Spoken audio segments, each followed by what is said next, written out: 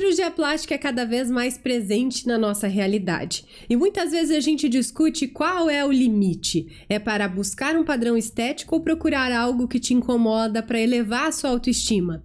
E como a sua espiritualidade pode afetar essa decisão? Será que a religiosidade pode te colocar numa saia justa na questão ética? Para falar desse tema, a gente está aqui com aquele convidado que a gente adora, Dr. Diego Rovari. Seja muito bem-vindo. Muito obrigado. Vamos falar sobre um tema que eu gosto bastante de relacionar com a cirurgia plástica, né? Vai ser muito interessante. Eu acredito muito que as pessoas que nos acompanham já perceberam que faz parte de você trazer esses temas, esse equilíbrio, né? Porque muitas vezes a gente tenta se colocar em caixinhas e a gente é um ser completo que não muda assim tão rapidamente, né? E a gente precisa ter essa visão do todo para tomar uma decisão que muda o nosso corpo, que é aquilo que é o teu trabalho no dia a dia. Com certeza, não tem como diferenciar, né? Não tem como segregar corpo, alma e espírito, né? O corpo físico, né? A alma, as nossas emoções e o espírito, né? A busca da espiritualidade, né? De Deus, né? Não tem como você ser completo se você não cuidar do teu corpo, das tuas emoções e da tua espiritualidade. E aí nós vamos começar pela diferenciação, doutor, porque eu costumava usar como sinônimo até entender que não é bem assim. Religiosidade, espiritualidade e fé têm conceitos diferentes e a gente precisa entender cada um. Exatamente. A religiosidade na Bíblia, ela não é vista como algo bacana, né? Tem mais a ver com as regras, né? Então, a religiosidade pode ser que você fale as coisas, mas na hora de agir você faz completamente diferente da forma que você fala. Então, exemplo, os fariseus, né? Eles ficavam lá orando 5 horas na rua, erguendo os braços para ser vistos, mas tinham o coração longe de Deus. Não tinham um coração amoroso, não se importavam com as viúvas, com os órfãos, né? Eles eram frios, né? Então, é igual você fala para o teu filho uma coisa e o teu, por exemplo, fala, é muito feio mentir, é errado. E aí ligam para você, interfonam, e você fala assim, fala que eu não estou em casa, né? Então, é diferente. O falar e o agir são coisas diferentes. Então, a religiosidade não é visto como algo bom, né? É aquela caixinha, aquelas regras que por muitas vezes no relacionamento com outro irmão você não consegue ser justo, né? Agir por fé, por graça, né? Fica uma coisa fria, né? A fé, na verdade, definição bíblica é a certeza daquilo que esperamos. Então a gente tem uma certeza daquilo, a esperança, né? E a prova daquilo que não vemos, né? E tem uma passagem bíblica que fala o seguinte: sem fé é impossível agradar a Deus. Então, a gente tem que ter fé. Sabe aquele cara que murmura, que reclama muito? Ele não tem fé, né? Ele está longe de Deus, né? Pode ver que a pessoa que tem fé, que ora pela manhã, que lê a Bíblia, ela é mais entusiasmada. Ela acredita, ela tem esperança, ela tem perseverança, né? Então, isso ajuda muito, né? Ajuda muito. E às vezes quando você está com alguém que só murmura, você começa a falar um pouco de fé para essa pessoa, começa a falar sobre esperança, talvez ajude, sabe? E a espiritualidade, no Brasil, eu vejo que ela abrange meio que tudo, né? Então, não só Deus, né? As pessoas usam espiritualidade para outras práticas também, né? Outras religiões, outras, até idolatrias às vezes, né? Natureza, né? Outras coisas. Então, o que eu vejo, assim, que a gente não pode adorar mais a criação do que o Criador. A minha opinião é essa, né? Você não pode adorar mais uma árvore do que a Deus. Mais um animal do que a Deus, né? Então, minha opinião como cristão é essa, sim. E quando a gente traz para o contexto da cirurgia plástica, a cirurgia plástica pode nos afastar dessa espiritualidade, colocando dessa forma, ou ao contrário, ela nos aproxima? E de que forma você enxerga o teu trabalho hoje, trazendo para esse contexto da nossa discussão aqui? Então, quando a paciente ela fica muito fissurada no corpo, né? Eu acho que isso não é saudável, né? Há uma vaidade extrema, né? até pecado, né? Uma vaidade extrema, assim, né? Agora, sim, se a pessoa ela tem um problema, né, físico, que está incomodando ela, por exemplo, uma mama grande que está com dor nas costas, e ela está bem, tem uma vida espiritual, ela lê a Bíblia, ela tem um relacionamento bom com as pessoas, de amor, com o esposo, com os amigos, e a mama incomoda ela. A cirurgia plástica é ótima. É a cereja do bolo, né? É o cuidado com o corpo, né? Ela vai cuidar do corpo, as emoções estão bem, e ela está buscando uma espiritualidade, melhor se for Deus, ótimo, a cirurgia plástica é super bem indicada. Agora, aquela vaidade extrema, aquela paciente que nunca está satisfeita com nada, que ela não busca Deus, geralmente ela faz a cirurgia e ela fica insatisfeita, porque ela conquista algo, aquilo ali já não tem mais valor, ela já quer outra coisa. Quer outra coisa, quer outra coisa. Ou seja, às vezes ela faz a mama, ela ficou satisfeita, mas agora ela olha para o nariz. Fez o nariz, ficou satisfeita, mas agora ela olha para a pálpebra. Fez a pálpebra, agora ela olha para o bumbum. E aí vai. Nunca está satisfeito com nada. Mas às vezes o problema é mais interior. É um problema na alma. Às vezes é alguma coisa até lá de trás, da infância dela, algum trauma que ela não superou. Ou às vezes é uma forma de fazer cirurgias para autoafirmação, né? Tem várias coisas que pode acontecer. Quando você identifica isso como médico, o que você indica para essa paciente? Geralmente eu converso, tenho bastante cuidado sobre isso, assim, às vezes eu encaminho, peço para ela procurar um aconselhamento, né? Peço para ela ir num psicólogo, até no psiquiatra, né? Tem pacientes que têm um dismorfismo corporal, que é uma patologia, que ela se enxerga diferente do que ela realmente é. Mas a gente tem que ter muito cuidado ao falar isso para não ofender a pessoa. Porque às vezes a primeira reação é ela negar, né? Negar, então... Mas volta e meia eu tento não operar pacientes assim, né? E ser sincero. Falar, olha, eu acho que você precisa dessa ajuda aqui antes de fazer a cirurgia plástica. Aí quando você melhorar dessa parte, você está preparado para a cirurgia plástica. Você sabe que eu fico me perguntando, doutor, o quanto o nosso meio influencia nessa decisão que eu tenho e qual é o equilíbrio disso, porque às vezes eu estou indo na onda ou realmente eu estou precisando daquilo e trazendo até para o excesso de busca disso. A gente teve recentemente um caso de um fisiculturista que morreu pelo uso excessivo de anabolizantes. Então a gente está perdendo o limite, né? A gente não está conseguindo mais enxergar até onde é válido ir com todo mundo e onde é que eu tô no meio dessa onda. Não, isso é perigoso, porque você vê, agora o pessoal tá tirando o preenchimento da face. Teve a época que tava colocando. Então tem que cuidar, porque tem um modismo na estética, né? O que nunca sai da moda? Naturalidade. Isso nunca sai da moda, né? O natural é sempre belo, né? Um preenchimento com um detalhezinho no lábio, um pouquinho ali na bochecha, né? Uma cirurgia de pálpebra, uma definiçãozinha do pescoço. Naturalidade nunca sai da moda. Então tem que ter muito cuidado. E assim, e também saber que todo procedimento tem risco, né? Não é risco zero. Mesmo um preenchimento, um botox, uma cirurgia, né? Tudo tem risco. Então, o que acontece? Essa questão dos relacionamentos, né, Jéssica? Você é a média das 5 pessoas que você mais convive, né? E na questão de procurar uma cirurgia plástica, não pode ser uma Maria vai com as outras. Tem que ser algo que está te incomodando, né? E também você não pode olhar para o lado e querer se comparar, porque você é única, né? Então, você tem que querer melhorar por você, para o teu relacionamento, para a tua autoestima, mas não olhar para o lado, assim, se comparar, porque tem grande chance de se frustrar daí, né? E sem falar, né, gente, que ninguém na face da Terra é perfeito. A gente sempre vai ter algo que poderia ser diferente. Às vezes a gente acorda com uma espinhazinha aqui, vai trabalhar do mesmo jeito, faz parte do dia a dia de todos nós lidar com esse reflexo no espelho, né, doutor? Eu queria que você falasse como é que a gente pode trazer isso para o contexto da religião, se cada religião teria um posicionamento em relação a como a gente olha para a nossa parte estética. Então, fazer cirurgia plástica não é pecado, né? Eu já conversei com alguns pastores, assim, pessoal. Então, já fiz cirurgia em alguns pastores também, né?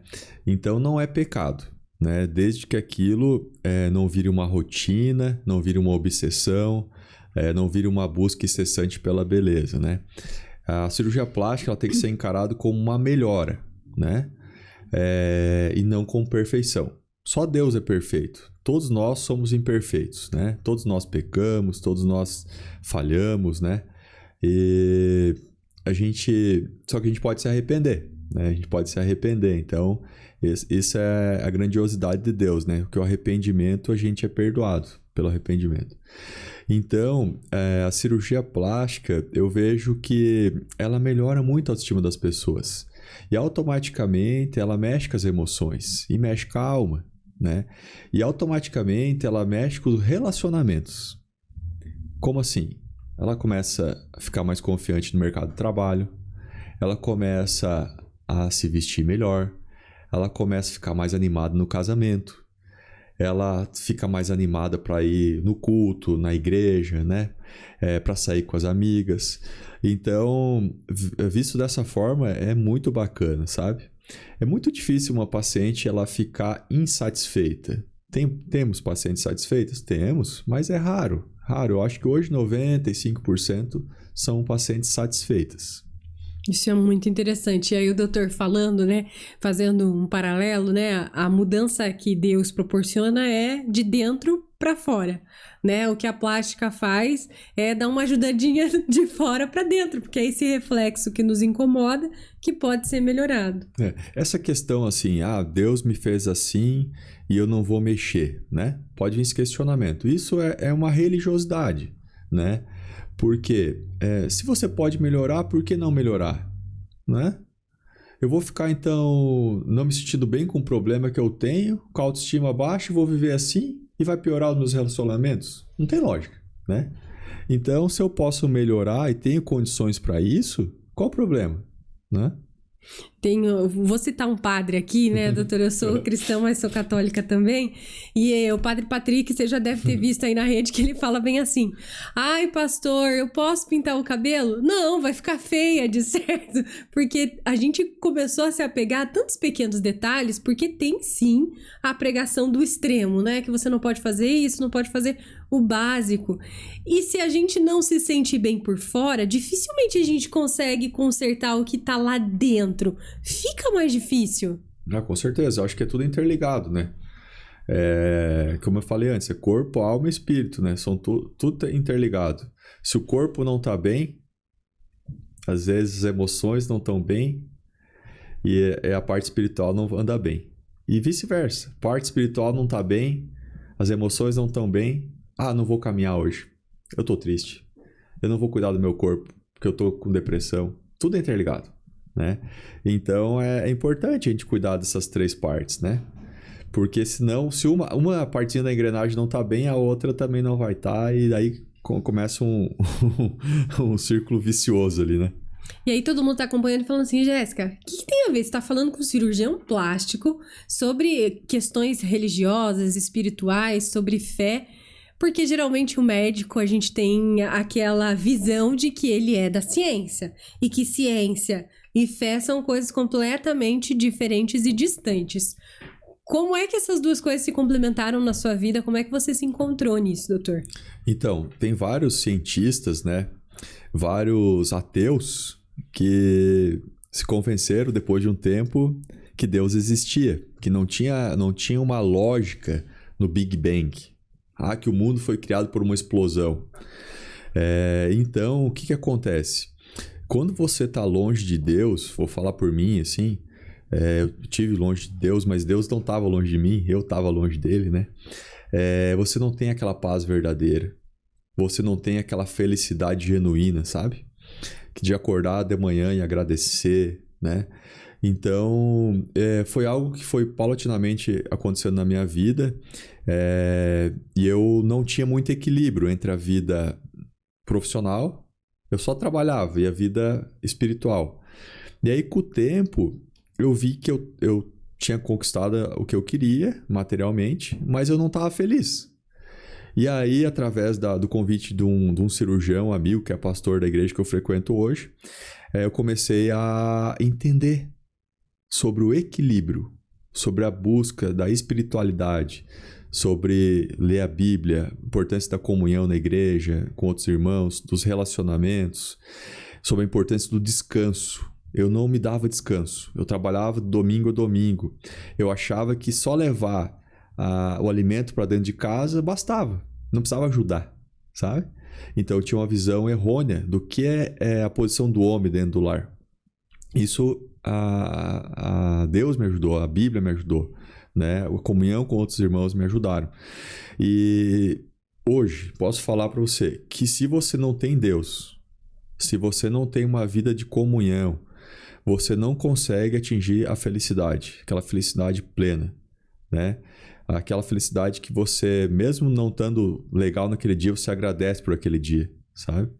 Então, eu agradeço a Deus, sim, por ter me resgatado, né?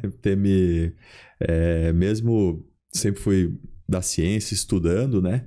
Mas hoje, vendo os detalhes da natureza, os detalhes do dia a dia, não tem como isso não ser criado por um Criador Supremo, por um Todo-Poderoso, por um Soberano. Não tem como.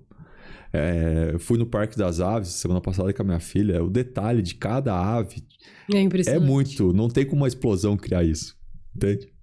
Se a gente começa a observar, começa a ficar mais confuso, mais difícil realmente de dizer que não tá lá. E uma coisa assim, ó, beleza, quando você vai conversar com alguém que não acredita em Deus, não é você que vai convencer a pessoa. Você vai falar com cuidado, mas quem vai convencer é o Espírito Santo. Mas vamos lá, Jéssica, digamos que você não acredita em Deus. E muita gente fala que isso aí é uma fábula, né? Foi criado. Então tá. Se nós dois morrermos, certo? E for uma fábula, nós dois vamos morrer, beleza? Morremos, vamos morrer, acabou, né? Acabou então. Agora, se eu tô certo que Deus existe e você acha que não, se nós dois morrermos, eu vou pro céu e você vai pra morte eterna, inferno, né? Então o que acontece? O que custa então quem é ateu não acreditar em Deus? Nada. Não custa nada, né? Então às vezes eu vejo que isso é um orgulho científico. Eu falo essa palavra, é um orgulho científico, porque o orgulhoso ele acha que está acima de tudo. Não tem uma humildade para escutar a opinião do outro, né? Mas tem várias evidências que Deus existe. Se a gente lê, tem muito detalhe na Bíblia que Deus existe, né? Não tem como Deus não existir. E você sabe, doutor, que quanto mais a gente fala, passa um filme na minha mente, né? Porque quando eu era adolescente, eu não falo isso em qualquer lugar, vou falar aqui porque estou me sentindo à vontade. Eu tive um problema de saúde. Eu era muito criança, não lembro o nome, nada, mas eu tinha hemorragia quando eu dormia, meu nariz sangrava muito e tal. E o médico falou, olha, um problema sério, pode ser que ela não esteja aqui mais dentro de 1 ano, 2. Caramba. E eu tô aqui. Eu sou fruto de um milagre. E aí eu falo para as pessoas e sempre que me dizem que Deus não existe, se ele não existisse, nem eu estaria aqui para contar essa história. Então, tem coisas que não dá para explicar. E quando a gente refez os exames, o próprio médico falou, olha, eu não sei o que aconteceu. Esse exame tá assim, esse aqui não tem nada. Amém, glória a Deus. Glória a Deus. Então, às vezes, o que falta, talvez, é a gente dar até mais voz para aquilo que a gente viveu. Às vezes, como cristão, a gente fica com receio de parecer piegas, de parecer que tá exagerando, porque a rede social começou a fazer propaganda demais, né, de algumas bandeiras, e a gente, às vezes, prefere se resguardar, mas não deveria, né? Não. Hoje em dia eu falo abertamente, assim, não tenho vergonha de me posicionar. Tem até uma força, assim, para me posicionar. Eu acho que é muito importante, porque às vezes a gente atinge uma pessoa que está lá nos escutando, né? E através dessa palavra ela se converte, né? E ela muda o destino da família dela. Sim. Uma pessoa que se converte, ela muda o destino da família. Às vezes uma família que está indo para um caminho errado, ela começa a ir para um caminho certo, né? Então, por isso que a gente tem que falar, tem que se posicionar. Tem pessoas que vão criticar, que não vão gostar, mas é assim mesmo. Quando você um preguinho que se destaca vai tomar uma martelada ali, né? Mas faz parte, né? Hoje em dia a rede social dá voz para todo mundo, né? Então eu recebo às vezes crítica, ataque nessa parte espiritual, mas a oração ela é forte para combater isso, né? E o milagre ele sempre tem uma parte humana e uma parte divina. Por quê?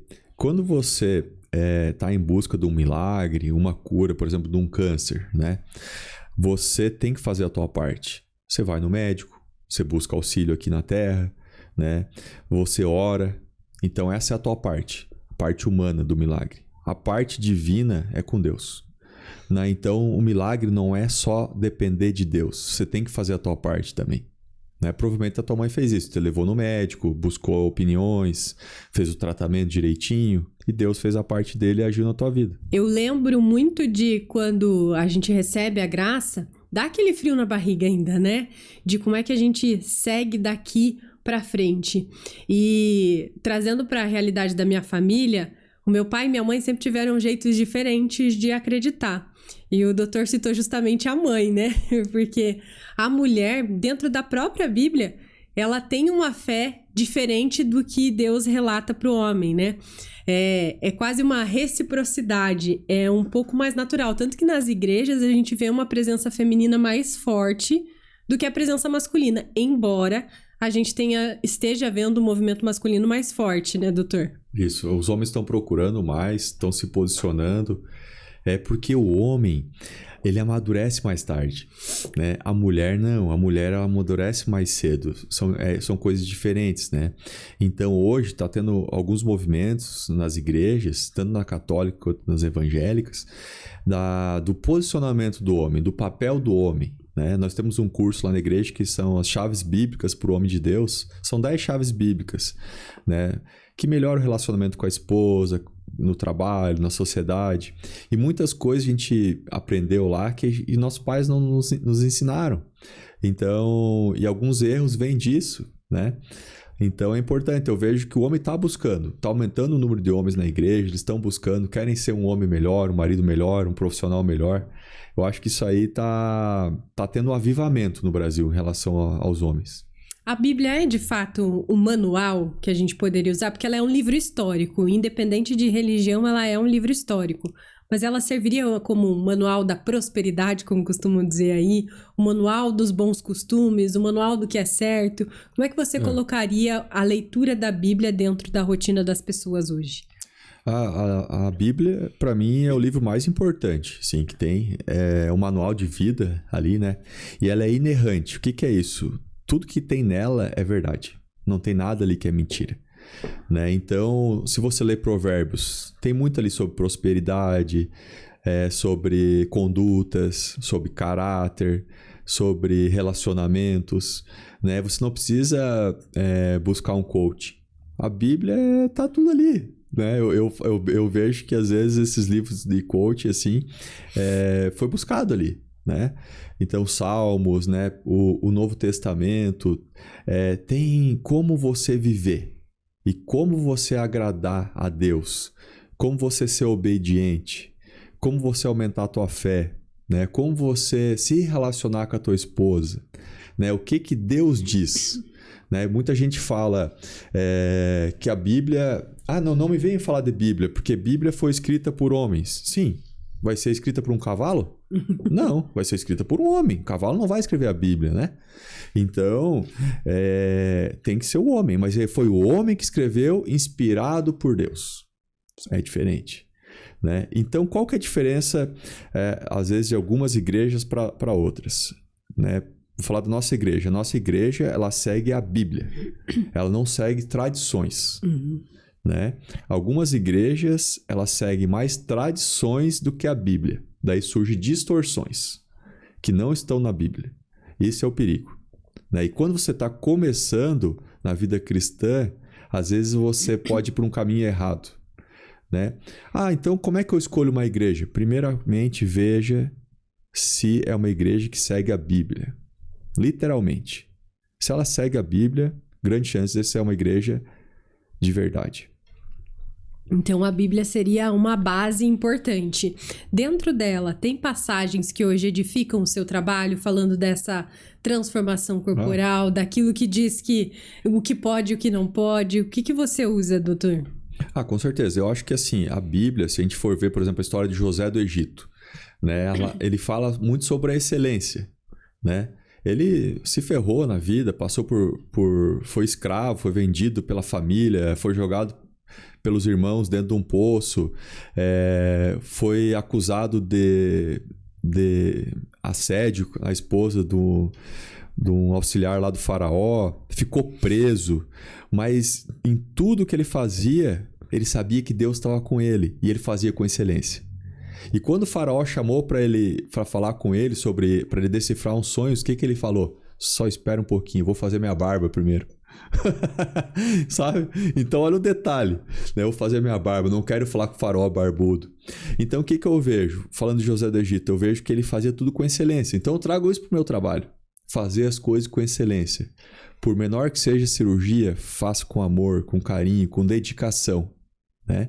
Que daí o resto vem, né? O sucesso, a prosperidade, tudo vem. Sobre a questão da... o que eu vejo, assim, que fala muito na Bíblia, a questão do dinheiro, fala muito na Bíblia essa questão do dinheiro.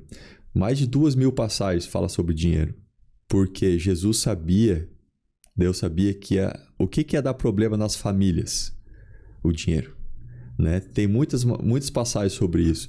Então, se você começa a estudar, você começa a ficar já precavido com algumas situações que podem acontecer na tua família e na tua vida, né? Principalmente o Novo Testamento, ele é muito rico, né?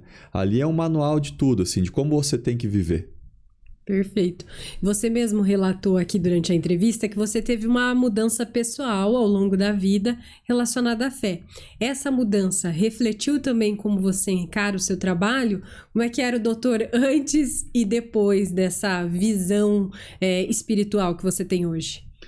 Uma coisa que eu vou falar para você, Jéssica, depois que eu comecei a orar todo dia de manhã, eu tenho um ritual, eu acordo, aí eu faço um devocional, que é um versículo da Bíblia, daí eu leio um capítulo, né? E eu faço oração por aquela cirurgia daquele dia, pelo dia, né? Agradecimento. As minhas cirurgias fluíram melhor, fluíram mais tranquilas. Minhas pacientes, elas saíram melhor da cirurgia, né? A equipe trabalhou melhor, né? Eu também ouço louvor durante a cirurgia, né?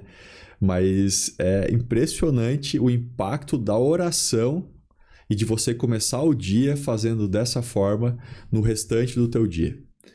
Olha a diferença. Se você acorda, a primeira coisa que você vai fazer, WhatsApp, resolver coisa, você já acorda meio atormentado. No meio do problema.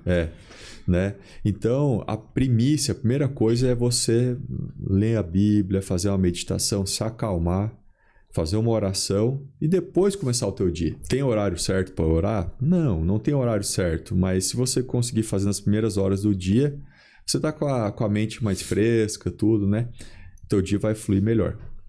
Se fosse para o doutor deixar agora aqui, já no encerramento, né? Indo para o encerramento, uma reflexão para aquela paciente que hoje ainda tem dúvida se esse é o melhor caminho para ela resolver aquilo que incomoda, ou para aquela que está segura, mas estava com aquele pezinho, o que vão falar de mim lá dentro da minha congregação, por exemplo. O que você diria, doutor? Por onde essa reflexão e decisão em relação a fazer a cirurgia plástica deveria começar a partir dessa visão espiritual? Então, a decisão, primeiramente, tem que ser da paciente, né? Dela, do esposo, da família ali, né? Mais próxima a ela, né? Perguntar para ela mesmo, assim, o que grau de sofrimento aquela situação está causando a ela. Tá me incomodando, não consigo usar uma roupa, não consigo me vestir adequadamente, tá me limitando socialmente, eu não uso um biquíni, né? Então tá incomodando, né? Tá mexendo com a autoestima e com os meus relacionamentos, com a minha vida social. Isso é uma coisa. Eu tô bem espiritualmente, eu tô no momento bom da minha vida, eu tô bem no meu casamento, tô bem com meus filhos, né? Eu vou ter alguém para me cuidar na cirurgia? Tenho.